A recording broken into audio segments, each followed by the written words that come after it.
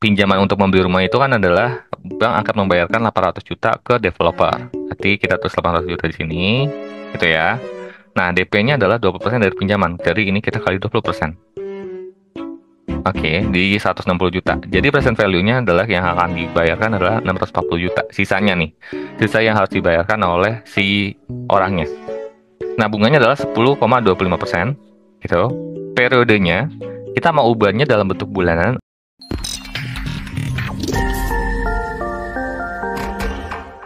Halo semuanya, ketemu lagi di hari ini. Jadi hari ini kita akan melanjutkan materi kita rahasia di Excel.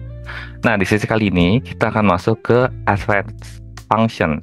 Kalau misalkan teman-teman perhatikan, di 2 minggu sebelumnya, aku sendiri nge-share ke teman-teman terkait bagaimana kita mengerti basic-basic function yang ada di Excel. Kenapa kita harus mengerti basic di function? Karena itu adalah function-function yang sering digunakan dalam penggunaan di Excel gitu ya, kayak matematis, terus kayak penjumlahan dan sebagainya. Itu banyak rumus-rumus yang bisa teman-teman utilize lah di sekitar teman masing-masing. Nah, kali ini kita akan masuk ke advanced function. Kenapa dikatakan advanced? Bukan artinya ini lebih wow ya dalam arti. Namun, ini adalah function-function yang mungkin jarang sekali orang gunakan karena memang nggak semuanya orang pengguna Excel menggunakan function-function ini. Namun, teman-teman harus tahu nih rumus-rumus ini agar nanti kalau misalkan teman-teman menemukan use case yang sama, teman-teman bisa mengerjakan use case tersebut. Aku akan kasih use case-nya kecil-kecil dari function tersebut, jadi aku nggak bedah per function gitu. Namun teman-teman bisa cek lebih detail lagi function-function terkaitnya seperti apa gitu ya. Nah, di sesi kali ini kita akan masuk ke dua hal, diantaranya kita akan masuk ke scope kategori function di Excel itu ada apa aja buat kita merecall kembali materi kita yang udah kita pelajari minggu sebelumnya, dan kita akan mencoba advanced scope di function itu seperti apa gitu.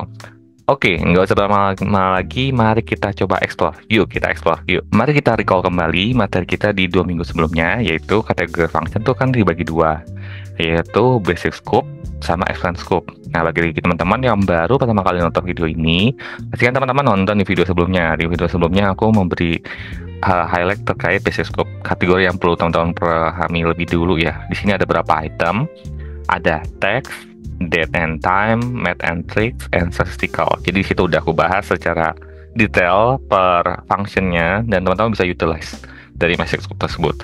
Nah, sesi kali ini kita akan fokus ke advanced scope, yaitu kategori yang lebih spesifik. Ada financial, logical, dan seterusnya sampai compatibility. Kita akan coba cek satu persatu secara fungsinya ada apa aja. Harapannya adalah teman-teman bisa tahu nih fungsi-fungsi function di dalam advanced scope itu cukup beragam dan kita bisa utilize gitu ya. Kita akan mulai dari financial terlebih dahulu. Di financial itu sesuai definisinya, yaitu kita akan menghitung nilai bunga, investasi, pinjaman, dan perhitungan keuangan lainnya. Di dalam function financial ini ada beberapa rumus. Aku highlight 4. Pertama itu ada PMT gitu ya, ada FV, rate, sama NPV. Pengertiannya apa?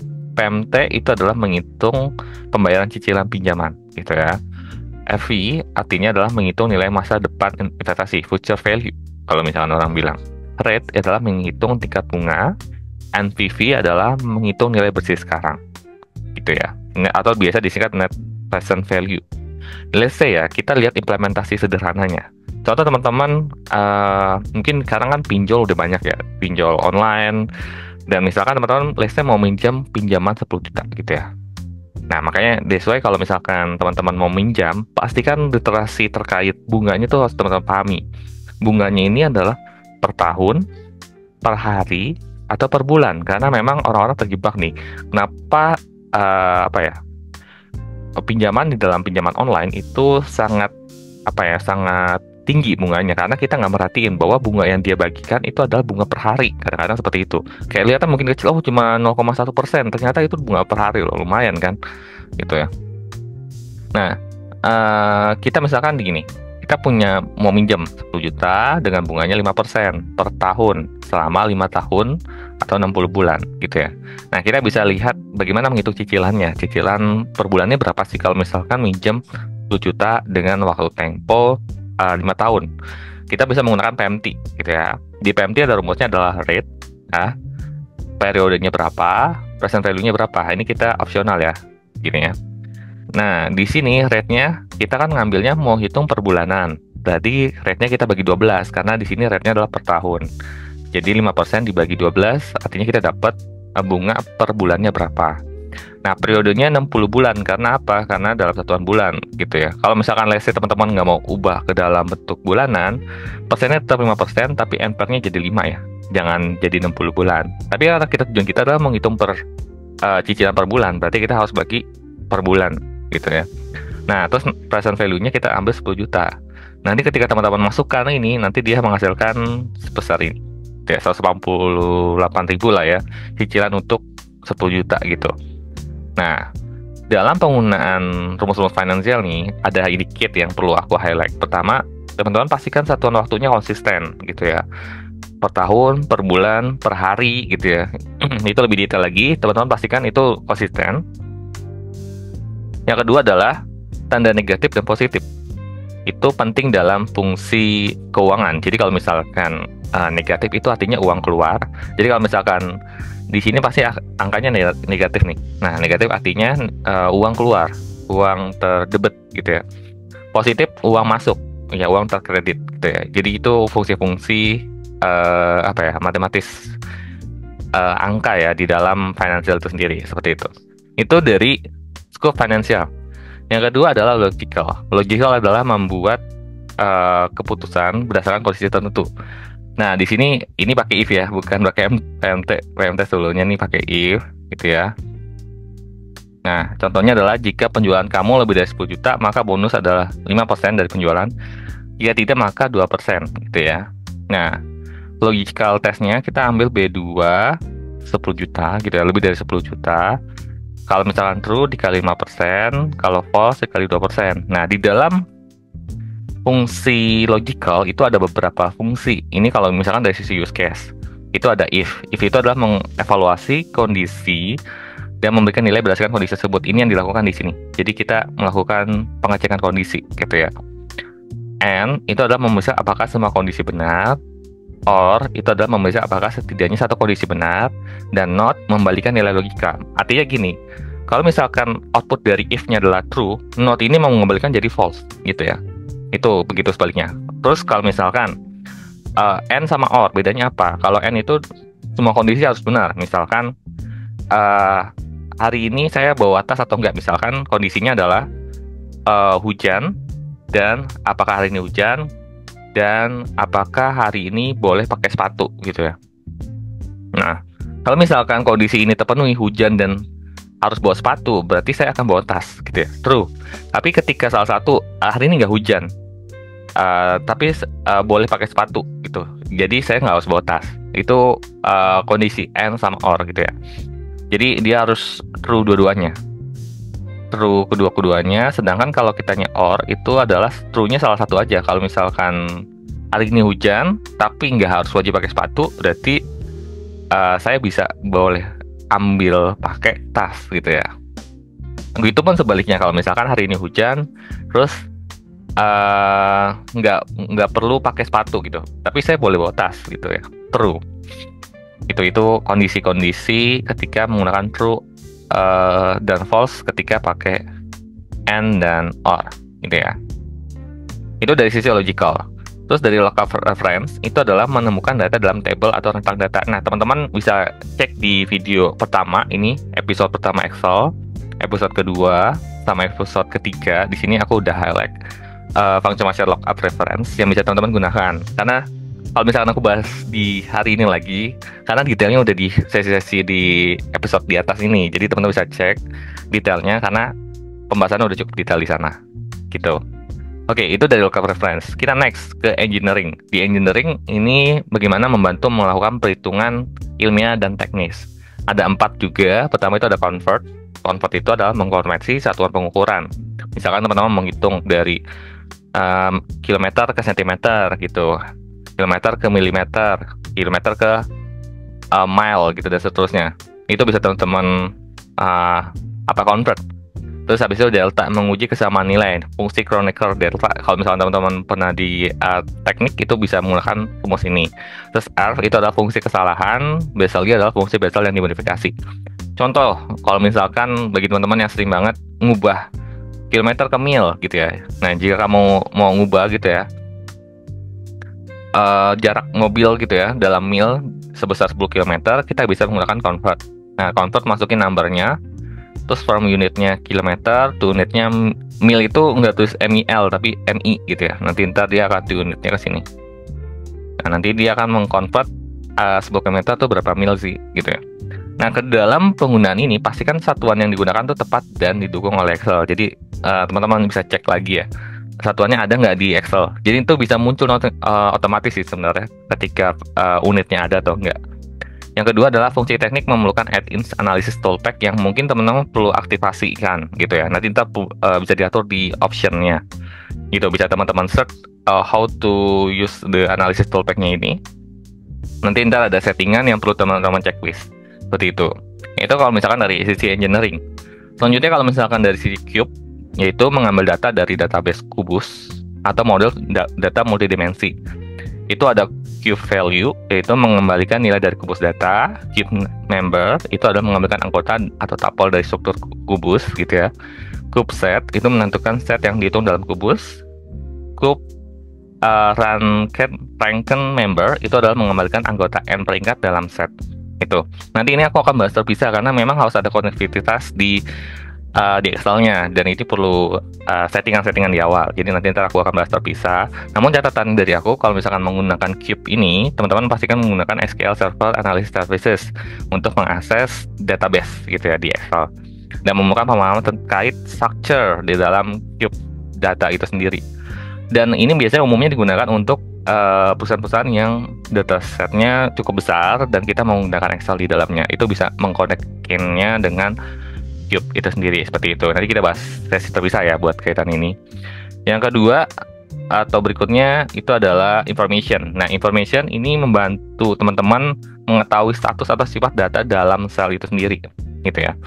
Pertama itu ada is blank. Is blank itu artinya dia ngecek nih selnya kosong atau enggak. Kalau misalkan selnya kosong, dia akan jawab true. Tapi kalau misalkan nggak kosong, dia akan jawab false. Terus is number, dia akan ngecek nih apakah sel tersebut berisi angka atau tidak. Kalau misalkan nggak berisi angka, dia akan mengembalikan false. Tapi kalau dia isinya adalah angka, itu dia akan mengembalikan true. Is text juga sama, apakah isinya adalah berupa teks atau tidak. Terus is error, artinya memeriksa apakah selnya berisi error atau enggak. Kalau error, dia akan mengembalikan apa yang mau teman-teman bisa setting gitu. Nah, biasanya ini aku gunain buat validasi sebuah input ya. Jadi kalau misalkan teman-teman mengecek nih inputannya udah sesuai atau enggak. Misalkan kita ngambil B2 mau ngecek apakah dia angka atau enggak gitu ya. Is number, kalau misalkan dia is number, dia akan jawabnya valid.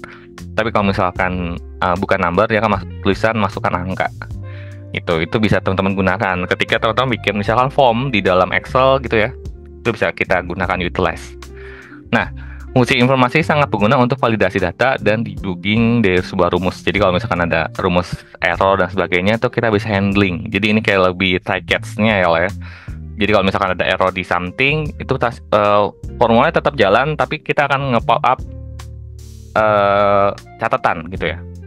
Jadi nggak tulisan, kalau biasanya kalau error kan tulisan gini kan, slash gitu, terus ada nih slash na gitu ya. Nah, kita bisa handling ini. Jadi kayak misalkan tulisannya inputan kamu salah gitu ya. Kita bisa atur. Jadi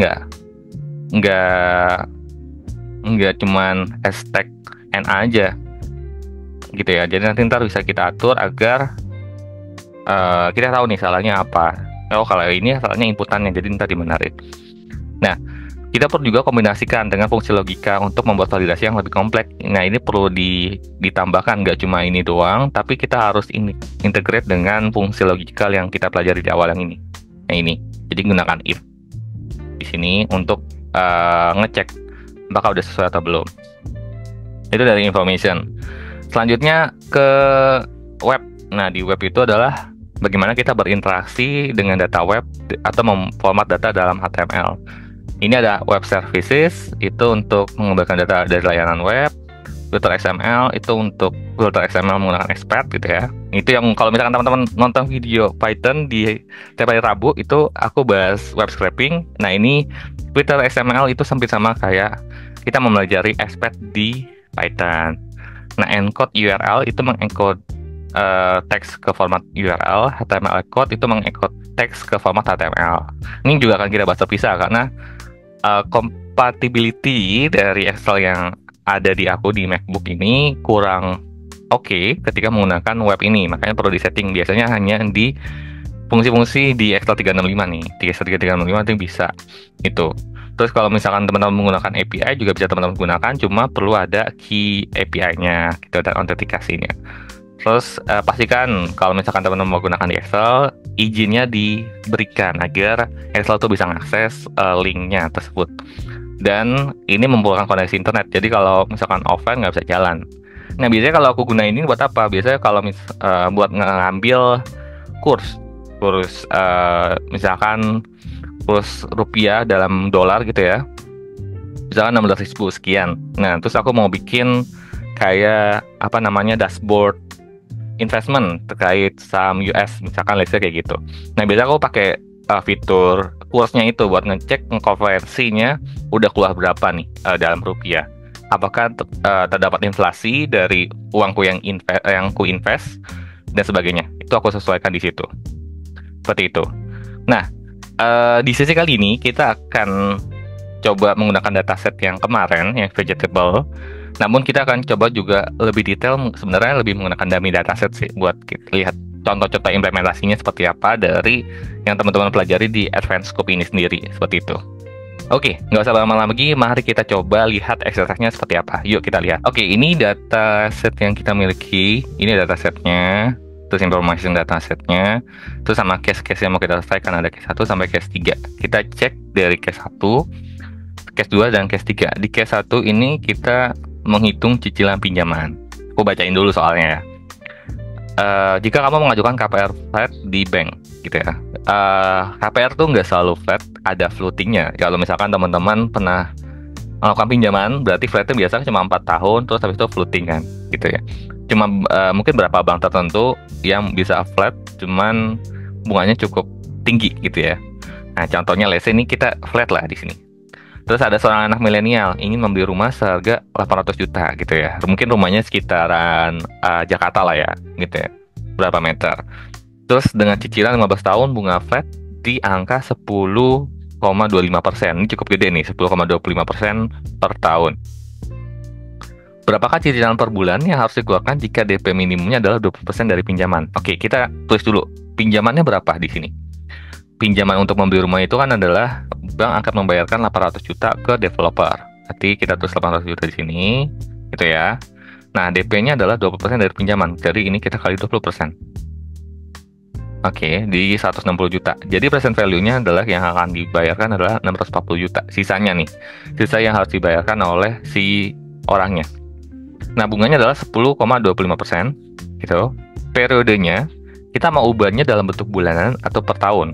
Kalau misalkan kita mau ubah tetap per tahun, kita tulis 15 aja dulu, gitu ya. Nah, gunakan apa? Kalau misalkan di financial kita bisa menggunakan cicilan itu PMT. Nah, di sini ada rate. Rate-nya itu adalah kita ambil 10,25, periodenya ambil 15, present value-nya kita ambil 640 juta. Nanti ini baru dapat 85 jutaan, gitu ya. Jadi orang itu harus bayar 85 juta per tahun. Jadi kalau misalkan per bulan kita bagi berapa? Bagi 12. Jadi 7,2 sekian lah. Terus kita round up. Ini ya. Jadi dia harus cicil per bulannya adalah 7 jutaan lah ya, 7 jutaan. Kalau misalkan dia gajinya 10 juta, mungkin masih ada sisa 3 jutaan lah ya buat biaya hidup gitu ya. Namun kalau misalkan dia gajinya 8 juta, mepet di 1 juta sih biaya hidupnya, mungkin agak mepet. Terus setiap hari makan mie kan nggak mungkin lah ya. Seperti itu. Oke, itu teman-teman bisa menghitung cicilannya seperti itu. Jadi teman-teman bisa adjust. Kalau misalkan let's say teman-teman penasaran, berapa sih cicilanku kalau misalkan minjam KPR dan sebagainya, itu teman bisa gunakan ini. Dan ini sekali lagi rumusnya bisa disesuaikan lagi kembali lagi ke use case-nya masing-masing. Bisa jadi KPR-nya nggak menggunakan rumus ini, dan itu bisa di-adjust masing-masing seperti apa. Seperti itu. Terus ada namanya CS2 gitu ya. CS2 ini kita mau konversi matematis. Nah, pertanyaannya adalah seorang insinyur ingin melakukan perhitungan dari kilometer ke mil gitu ya. Berapa mil apabila 100 km? Berarti ini kita masukin 100. Oke, terus kita menggunakan apa? Convert. Convert. Kita masukkan di sini numbernya 100, from unitnya km, to unitnya mi. Nah, di sini kita bulatkan 2 desimal ya, berarti round. Sini kita ambil 2. Oke, dapat 62,14. Jadi kalau misalkan kita mau ganti-ganti ya, di sini 50 berapa, kalau 150 berapa gitu ya, dan sebagainya. Nah, di fungsi convert sebenarnya ada ini ya, ini aku ganti 100 dulu biar sesuai. Nah, di fungsi convert itu ada ini. Jadi kalau misalkan teman-teman masukin nih di sini. Nah, di sini ada pilihan unit optionnya. Dan teman-teman bisa ubah kayak gram, terus pound, ton, yard gitu ya, hour, days gitu ya. Di sini bisa teman-teman cek di sini ya, detail-detail unit yang bisa dipakai, bisa dicek. Nah, ini banyak optionnya, banyak di sini. Jadi bisa dicek di situ. Kalau misalkan teman-teman mau ngecek selain ini kan aku contohnya kilometer sama mil ya. Nah, teman-teman bisa cek lagi hal lainnya situ di dalam Excel. Nah, di case 3 ini kita akan menghitung bonus dan validasi. Nah, pertanyaannya adalah sebuah perusahaan akan membagikan bonus tahunan kepada karyawan, di mana bagi karyawan yang KPI-nya di atas 100% mendapat bonus 2 kali gaji, jika tidak hanya 1 kali gaji. Oke, pertama kita cek validate dulu nih, apakah angkanya udah sesuai belum. Pertama, kita pakai is number dari value ini. Oke, ini sesuai ya, 50% true. Nah, ini ada false nih, artinya apa? Ini bentuknya string, jadi kita sesuaikan dulu. Oke, nah udah kembali true ya. Terus kita mau cek validate juga di sini, is number di sini. Ada yang anomali nggak di sini? Oh, ini false. Nah, berarti ini bentuknya apa? Oh, bentuknya string, kita convert dulu ke integer. Oke, gajinya nih gaji dari nama orang-orangnya. Nah, di sini ada 19 juta sampai 11 juta. Nah, kita tinggal bikin formulanya. Formulanya itu gimana? Jadi if gitu ya. Jika ini lebih enak kurang dari 1 aja ya, maka ini dikali 1, ini dikali 2. Oke. Jadi kalau misalkan dia KPI-nya kurang dari 100%, berarti kan dikali 1 gaji. Tapi kalau misalkan nih kayak contohnya dia 100%, dia 2 kali gaji. Nah, kita bisa lihat nih yang 2 kali gaji siapa aja. Oh, ternyata Retno Wulan Sari itu 2 kali gaji. Terus Yosua Ali 2 kali gaji. Terus CCD ini juga 2 kali gaji. Itu rumus yang bisa teman-teman gunakan di dalam Excel itu sendiri seperti itu. Oke, itu dulu teman-teman terkait use case kali ini. Semoga dapat kebayang ya, advanced scope di Excel itu ada apa aja dan teman-teman bisa utilize di sekitar teman-teman. Oke, sekian dan sampai jumpa. See ya.